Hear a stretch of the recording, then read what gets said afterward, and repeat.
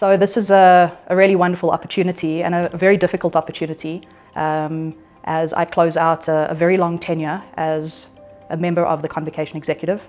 I graduated 4 times from this university, and it was no more than probably about a year later that I found myself back at the university being nominated onto the Convocation Executive. And 12 years on, I've now served my 4-year term as Convocation President, and am now in a position to exit with a number of really wonderful things and wonderful experiences that I've had. In my time as Convocation Exco President, I've seen 2 Vice Chancellors, 2 Chancellors move through the doors of this university as well. One of the things that I am most proud of through my term as Convocation Exco President is the introduction of a partnership and collaboration model. When it comes to matters of ecosystem, I'm a very big believer in the need to leverage networks to ensure that there is a network effect.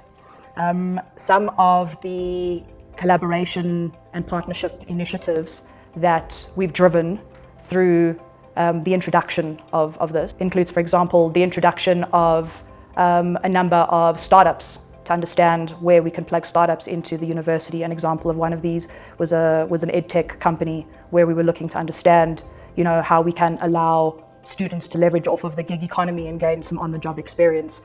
We've engaged in conversations regarding startup commercialization with regard to the IP that WITS is generating, and in that a very strong voice in crafting the innovation strategy that was passed through Council last year. We've pioneered the conversations around student-led competitions to make sure that we are showcasing the talents and the knowledge that's generated within our university on a global scale. And that is a particular example of a partnership and collaboration opportunity that I will continue to pursue beyond my tenure as Convocation President.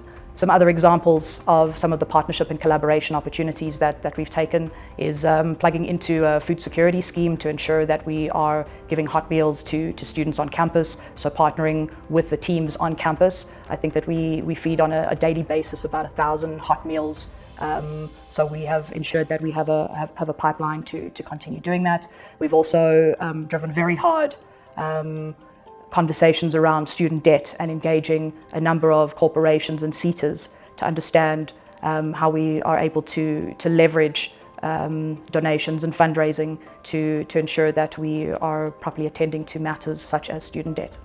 So as my term of office comes to an end, there's been a whole host of phenomenal committees that I've had the pleasure of sitting on, including an honorary degrees committee, a naming committee, the Senior Appointment and Selection Committee, ICT Committee, Council and Council Exco, and more recently as an independent advisor on innovation. I am bittersweet in closing out what I think has been a phenomenal term for me, and I'm hopeful that the next person that takes on the baton as Convocation President continues to drive the initiatives that we've put a lot of effort into driving.